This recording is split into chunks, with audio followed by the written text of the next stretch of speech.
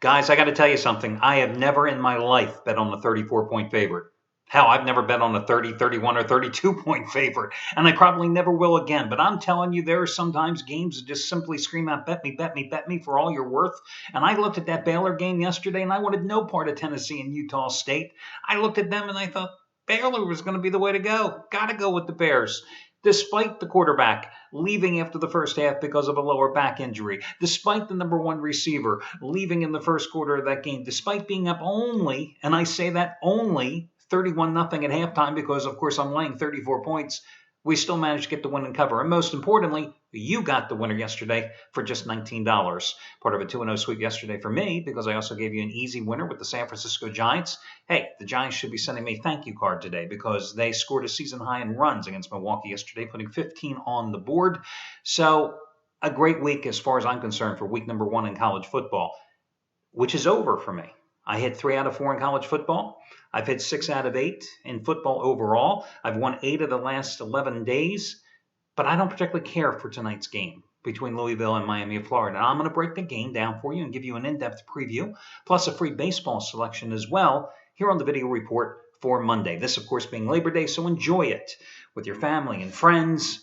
And, God, you know, when I remember as a kid, Labor Day, and I'm pretty sure, I mean, you know, maybe I'm getting old here, but I'm pretty sure, I do remember this, that I think the Phillies and the Pirates used to play a 10 a.m. game in Pittsburgh, 10 o'clock in the morning game in Pittsburgh, and it seemed like inevitably, I was always at my grandmother's house over Labor Day for one reason or another. I guess because of it was like the last final little trip for summer before school had to restart again.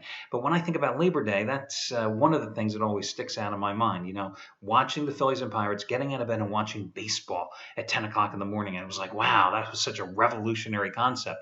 Of course, people on the West Coast have been doing it for, you know, a couple of 100 years. And the other thing, of course, the Jerry Lewis telethon. I mean, you know, as a kid, when the Jerry Lewis telethon came in, that was it. Summer was over. That was gone. There was no more going swimming. There was school right around the corner. I know myself and my 4 friends that we did everything in the neighborhood. You know, we played baseball, wiffle ball, hardball, any type of baseball, nonstop during the entire summer. I always tell my son this. It's like, you know, he always says, what did you guys do when you were kids? I said, we got off our asses and went out and played every day. You know, we played ball. If we had to have 17 ghost runners a game, we would do so. But we played ball. It didn't matter it was 98 degrees and 90% humidity. We played ball. We didn't have PlayStation. You know, we didn't have the internet. We didn't have our cell phones to text our friends. We played ball. We went swimming. We played ball. But that was it. Man, the minute Labor Day rolled around, Jerry Lewis telethon rolled around and stuff, that was it. Put all the baseball stuff away and immediately got out our hockey sticks. Hey, I lived in suburban Philadelphia. The Flyers were the Kings, okay? The Phillies certainly weren't. The Eagles certainly weren't. Everybody lived for the Flyers. Basketball? Nobody played the damn sport. I mean, basketball was that kind of thing. If you played baseball for 6 hours and there was still some light, maybe you'll shoot a couple of hoops. Nobody cared. But, yeah, so that's what Labor Day means to me. Now what it means to me is that I work nonstop on Labor Days because it's inevitably always the first week of the college football season. So, guys, let's talk about some of the handicappers here that have big plays. And, again, as I keep telling you repeatedly, I personally have always believed that you don't have to spend big money to make big money. And today, let's put that into effect with a couple of other selections here from major handicappers and another one from me as well. First of all, Shawn Michaels, who, when people ask me who are the winningest handicappers here in football over the years, and I'll talk about this more as we get closer to the NFL kickoff later in the week. The one thing I always preface my statement when I give you records is that, you know, records, they come and they go.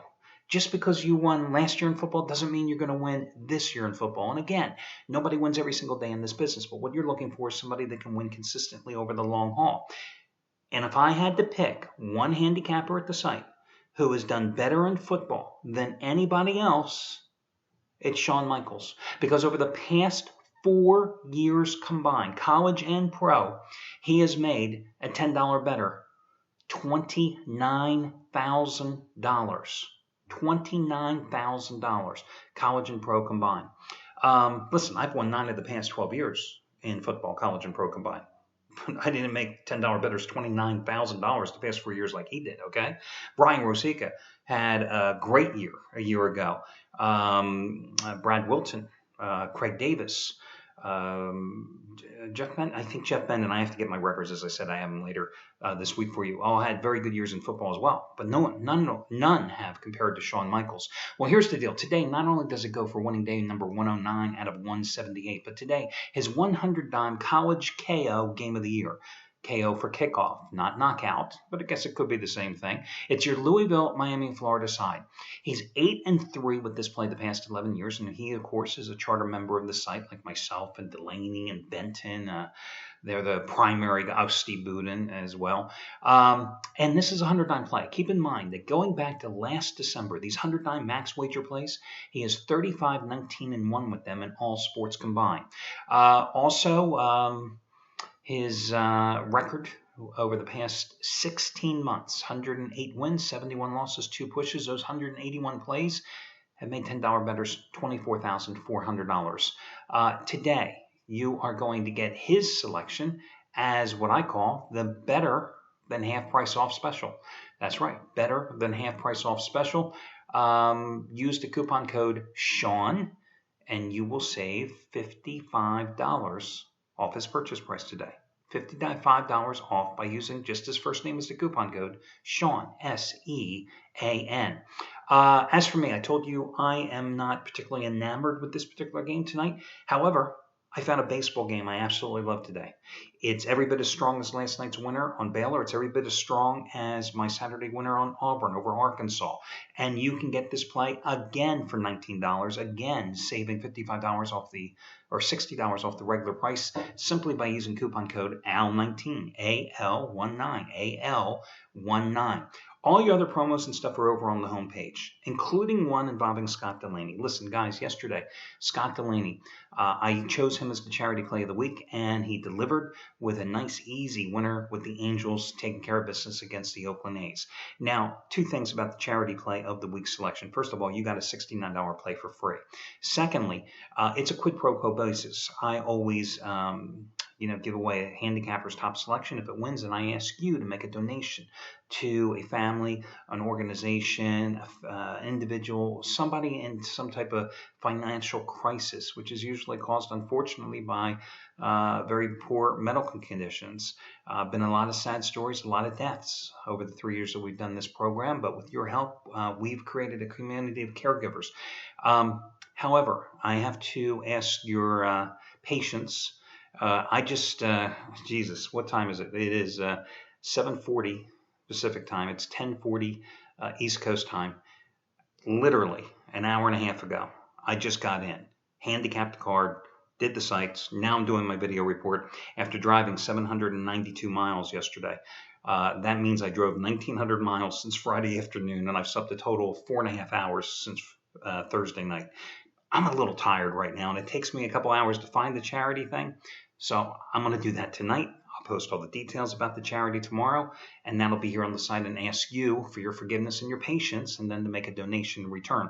However, when one of the charity plays wins, in the old days, the first couple of years I did that, I used to give you guys out there an opportunity to save money on a particular handicapper's plays, a long-term package. But now I give you the choice. And here's the choice for today. Since Delaney won, we celebrate.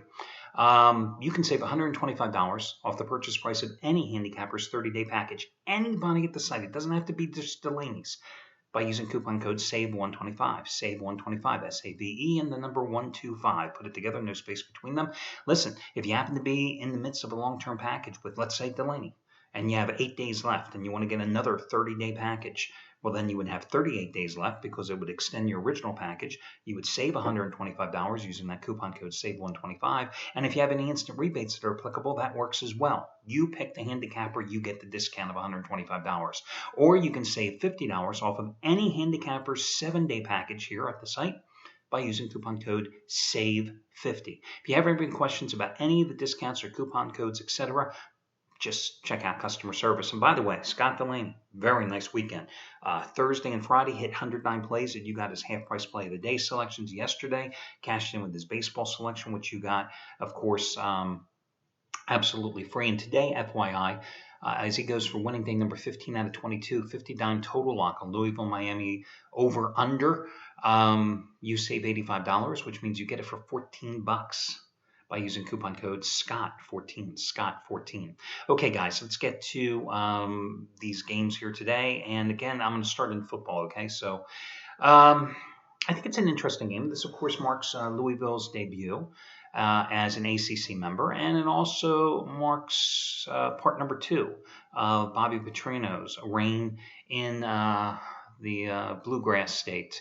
Petrino taking over a team that last year, of course, led the nation in defense, but that was under Charlie Strong's tutelage, and also a team that won 23 games over the past 2 years combined. But that was also because they had Teddy Bridgewater at quarterback, okay? So Petrino is known as an offensive genius, but he's got to break in a new quarterback. Thankfully, he has a guy that has seen pretty good action in a reserve role over the past couple of years, Will Gardner. So he's going to be your starting quarterback. But I thought it was kind of interesting that Louisville, with Petrino coming in, he hired the former Georgia defensive coordinator, Todd Grantham.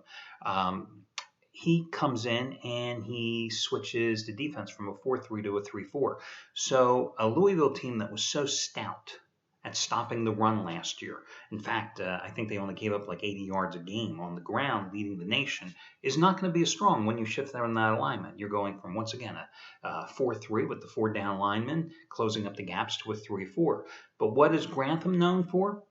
And his Georgia defenses, pressing, blitzing, aggressive pass rushes, okay? Well, that's what I think you're going to expect to see out of Louisville, and I think that works to their advantage in this particular game for one reason. Miami of Florida is going with a true freshman at quarterback, okay? Yes, they still have Duke Johnson, their outstanding running back, who's going to find some running room, I think, here today against a rebuilt Louisville front line. But again, going with a freshman quarterback, Brad Kaaya, I think that's how you pronounce his name, Kaaya, who was a 4-star recruit out of a California high school. I think that's going to be problematic. The other thing is that Miami's defense is nothing to write home about either. Also, keep this in mind. You know Petrino in his first go-round with the Cardinals, 22-1 straight up at home. 22-1. Well, they're laying 3.5 points tonight. Again, the line crossed 3. If it crosses 3, 4, 7, and sometimes 10, I buy the half point one way or another. If your line is anywhere between 3 and 4.5 points in this particular contest, I'd go ahead and buy down or buy up. In this case, I'm telling you to go with Louisville, so I would buy down in this particular contest. This is a Miami team that last year finished in a 1-7 ATS tailspin, 1-4-1 against the spread the last 2 years as a road dog. And oh, FYI, in the Russell Athletic Bowl last year, who did Miami play? Louisville. Teddy Bridgewater passed for like 487 yards and before his arm fell off after 3 quarters. And, it was a blowout. It was like a 36-9 game. Now, Duke Johnson did not play for Miami in that contest, but again, I don't see much difference here tonight. It's not going to be a blowout, but I think that Louisville can definitely win that game by a solid 7-point margin, and that's why I like them here. Your other complimentary play, yesterday I gave you San Francisco Giants as a 160 favorite, and I told you to go ahead and lay it. I think today you do the same thing at the same price with the San Diego Padres at home with Tyson Ross, who was 4-0 with a 1.05 earned run average in his last 5 home starts. He has a 1.96 ERA in his last 13 starts overall. And in 3 career home starts at Petco Park against the Diamondbacks, how about his ERA of 1.64? Now, Trevor Cahill had been on a nice little run. In his first 4 starts of the month of August for Arizona, he responded with a 2.33 earned run average and a 2-0 record. But in this final tune-up, for this start, his final start in the month of August, oh, it was ugly. Last Tuesday against the Dodgers, walked 3, gave up 8 runs in just 3 1/3 innings. Padres had won 4 in a row before losing to the Dodgers yesterday. They are off to a very nice start on this homestand, going 4-2, taking 2 out of 3, both against the Brewers and the Dodgers, 2 division leaders, right? Padres have won 14 out of 17 at home. Meanwhile, Arizona is opening up a 10-game road trip here tonight. They went 2-8 in their last road trip, which wound its way through Cleveland, Miami, and Washington, scoring a total of 21 runs while losing 8 of those 10 games. You got the Padres, who, remember early in the year, everybody thought this was going to be the worst team in baseball. They couldn't hit. They're going to lose 100 games. You know, they're 11 games or 9 games over 500 at home so far this season at 38-29, and they're playing so efficiently thanks to the outstanding pitching they're getting. So I'm going to go again with the Padres minus $1.60. That's your other complimentary play with Louisville. That'll do it, guys, and I'm going to go to sleep. So I will talk to you again tomorrow when we do this one more time.